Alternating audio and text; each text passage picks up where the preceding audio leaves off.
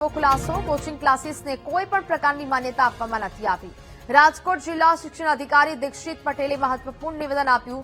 Coaching ક્લાસીસને કોઈ પ્રકારની માન્યતા ન હોવાનું સામે આવ્યું। તપાસમાં 31 શાળાઓમાં 697 વિદ્યાર્થીઓ અભ્યાસ કરતા હોવાનું ખુલ્યું છે। યાદી પ્રાદેશિક નિયામક કચેરીને મોકલી દેવામાં આવી। રાજકોટ જિલ્લામાં પણ 47 વિદ્યાર્થીઓ અભ્યાસ કરતા હોવાનો ખુલાસો થયો।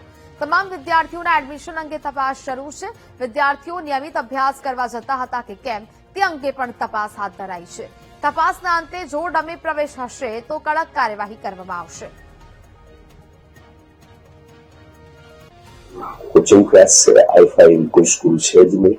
कोईपण कोचिंग क्लास ने शिक्षण तंत्र द्वारा कोईपण प्रकारनी मंजूरी आपवामां आवती नथी અને શિક્ષણ તંત્ર દ્વારા મંજૂરી આપવામાં ન આવે હોય શિક્ષણ તંત્રને સીધું આમાં કોઈ તપાસનો રૂલ નહોતો।